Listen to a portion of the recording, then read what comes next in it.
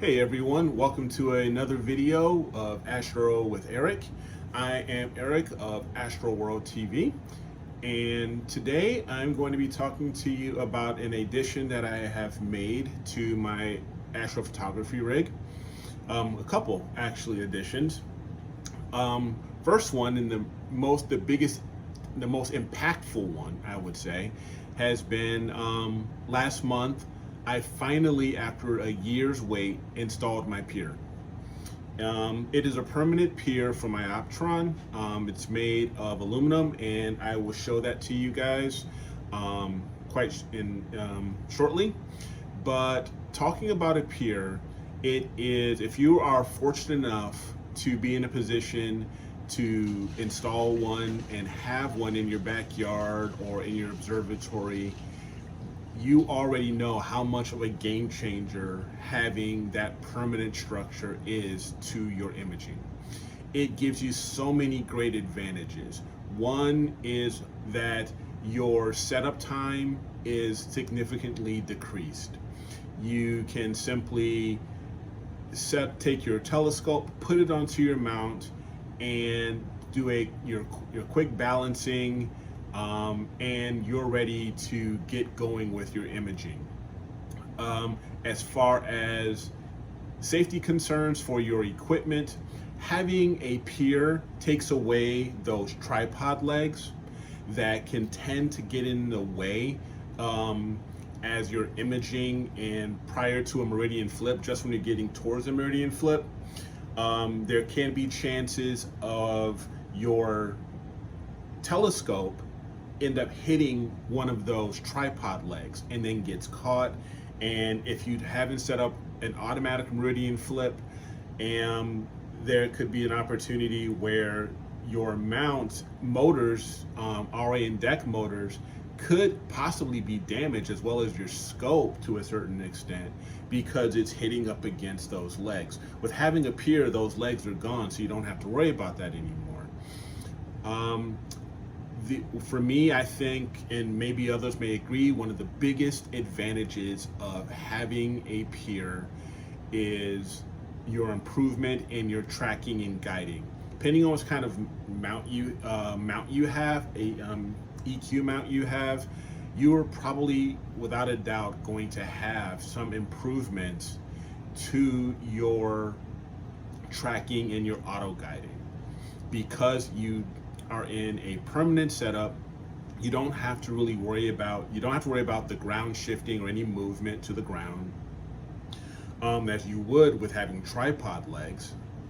You're always level, so you are always in a very good position to get great auto guiding numbers. And I'll tell you, for me, that rings very true. I have gotten some great numbers, and I'll share those with you too.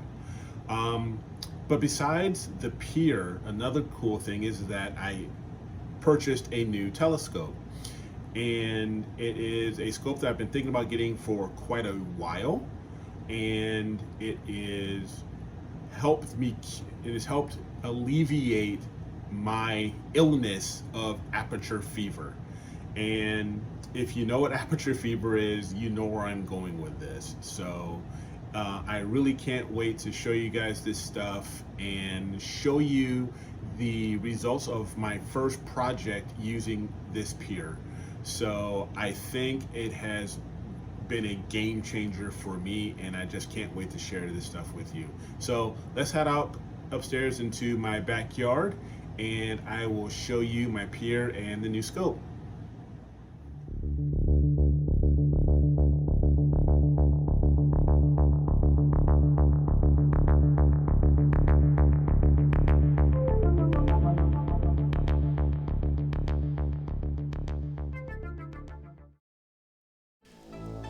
So, if you like this video and want more of them, don't forget to give me the thumbs up, subscribe, and ring the bell.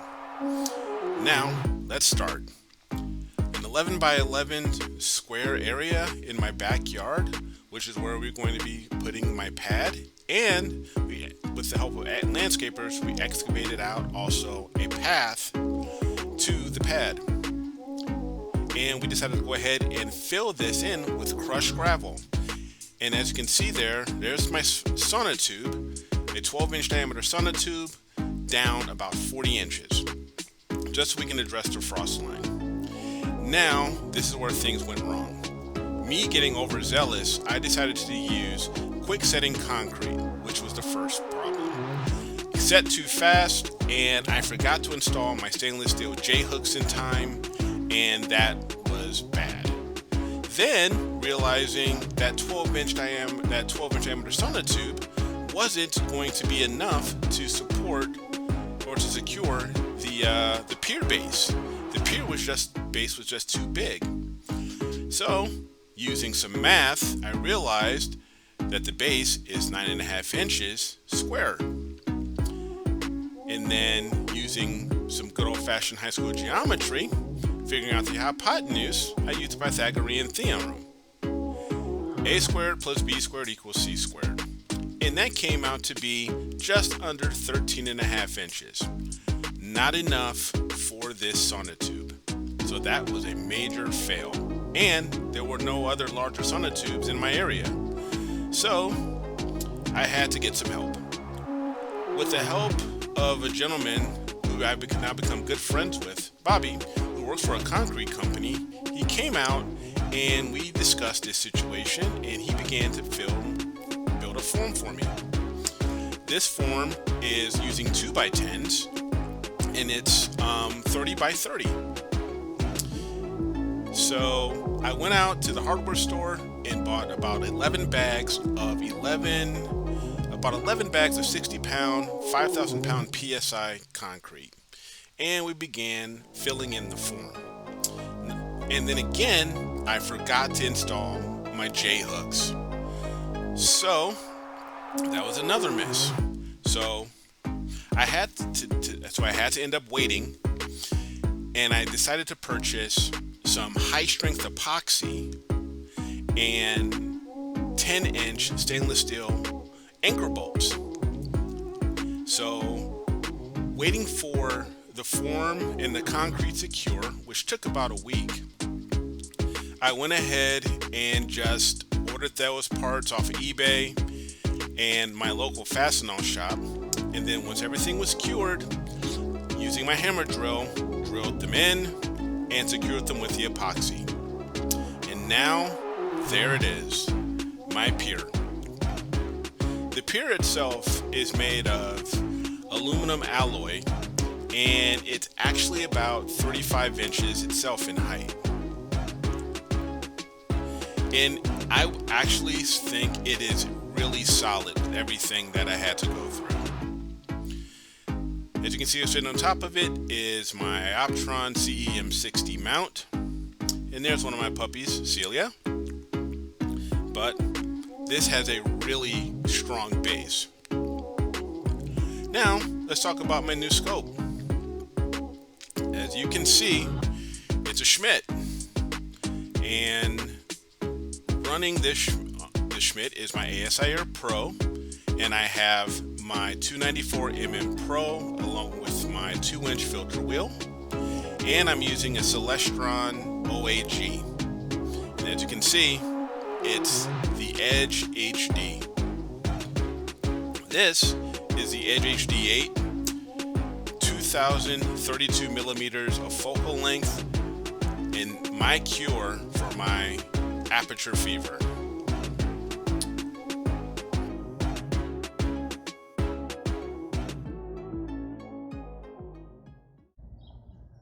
All right, so getting back to the new telescope, the Edge H. This is a Celestron Schmidt Cassegrain, but it's not like your classic Schmidt Cassegrains. The classical Schmidt Cassegrains, or SCTs, suffer from somewhat of a curvature around the edges of their images, so you end up getting slightly elongated stars. The difference between that and the Edge HD is that it has additional optics in it that flatten those edges. So you basically have a built-in field flattener. in the EdgeHD models, which is perfect for astrophotographers. Now, this is currently at its f10 configuration, which is at 2032 millimeters in focal length. And you can actually make two other configurations to these types of telescopes. The other one is to install a reducer in the back here, which will drop it down to an f7, which in this case will bring it down to a little bit over 1400 millimeters in focal length. And the other thing you can do to make it even faster is you can purchase a third-party instrument called a hyperstar. And that hyperstar will replace the secondary mirror here, and you would then put your camera onto that hyperstar in the front. Myself, I don't need that, because people who already know me and have seen my videos know that I have the Celestron RASA 8. So that takes care of my need for high-speed imaging at f2, having that RASA. So this covers the other two aspects of f10 and f7. Now, a couple other things that I like to share with you that I have done, or I even know what maybe even recommend to others who are thinking about purchasing Schmidt-Cassegrains for imaging, is there are a few things I would recommend. And we've talked about this a bit on Astro World TV a couple of weeks ago. So if you ever have a chance, hop onto Astro World TV and you can take a look at that video where Dan, Scott, and I discussed some of the needs of a person buying a Schmidt-Cassegrain. What are some of the first things you should buy? So touching base on that, the first thing I would recommend you buy, of course, is some sort of a dew strap. The dew strap will help with the condensation that builds up, especially here where I live in the Midwest. We get a lot of humidity and we get a lot of condensation. So having that dew strap heat up my optical tube and my front glass helps combat that condensation. Another thing you'd want to think about is a dew shield. This dew shield is made of aluminum and it's specifically made for the Edge 8s. You can get this off of Farpoint Astro. And what this also does, it adds on a little bit of weight to the front of your scope, which is kind of good, especially when you have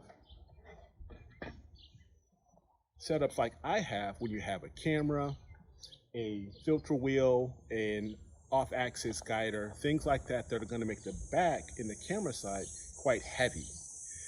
So that helps counteract those that weight. It helps counterbalance it. Another thing you could think about purchasing is also what I use. Is I purchased years ago, I purchased what's called a declination weight, and this is what this is. A declination weight also helps counterbalance that the camera side. And this is quite handy, especially when you are imaging and there could be issues with wind, because using this dew shield, it will end up acting as a sail if it catches a good enough gust of wind, and that could knock off a bit of your imaging and your tracking and your guiding. So using the declination weight helps counterbalance things, and you don't have to worry about that possibility of sailing if you're using a dew shield. Other things that I would recommend that everyone gets for their Schmidts is some sort of a focusing aid to help you focus onto your stars. The first one, of course, is the classical Batnoff mask. These create diffraction spikes where you would then, when you're focusing in on a particular star, say for example a bright star like say Vega, you would then use this to as a focusing aid to get that center diffraction spike aligned in the middle of the star between the two X's. Okay. Now, another thing that's with the Schmidt-Cassegrain that you're going to have to deal with is collimation. You know, there's no way around it. You are going to eventually have to collimate a Schmidt-Cassegrain. And that means putting the secondary mirror back in alignment with the primary. And that also helps with getting nice round stars. So to deal with that, there is another tool that I purchased that's quite inexpensive. This is called a Tribatanoff mask. Now the Tribatanoff mask, very similar to the traditional Batanoff mask, is a focusing aid. However, it also is a collimation aid. What it does is when you put this on top of your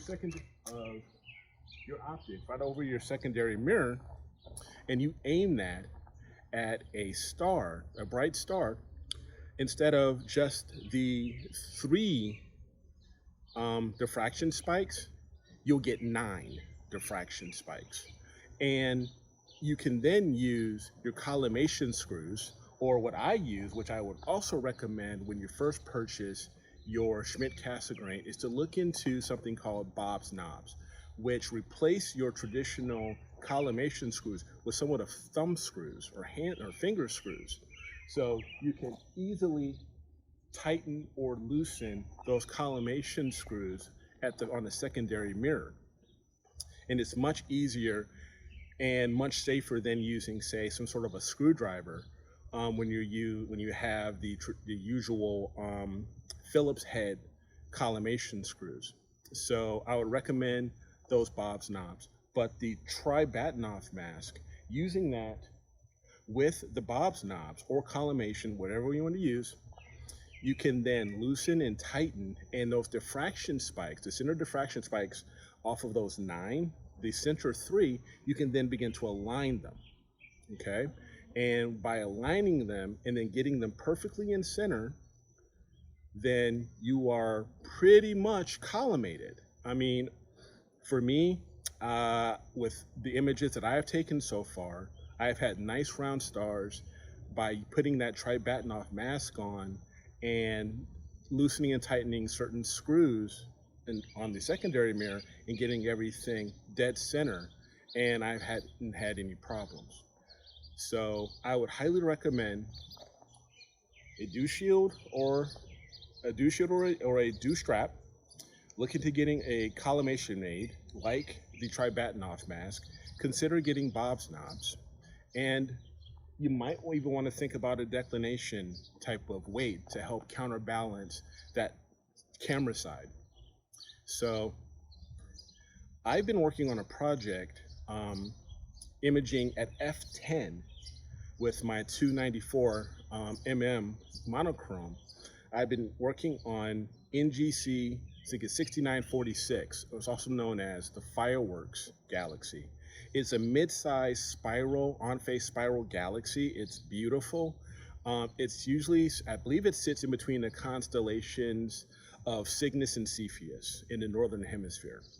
So in a minute, I'll show you the end result of my first project with the Pier and the EdgeHD. So I'm really excited about that. So again, I really want to thank you guys for joining me. Again, if you liked this video and thought it was helpful for you, please do me a favor. Please give me a thumbs up on the video and think about subscribing. Go ahead and hit that subscribe button and ring the bell so you're alerted whenever I'm bringing out new videos. And I would really appreciate that. Also, don't forget to join the Astro World team, including me, Dan, Jason, Scott, and the rest of the guys on Astro World TV. We have shows every Wednesday, Friday, and sometimes, you know, occasionally on Saturdays. I think like one Saturday out of the month, we are going to have shows, and we're going to bring in our buddy, our fellow Astroworld member, Simon from New Zealand, to chime in on things that are happening in the world of astrophotography. So again, thank you for joining me, and clear skies.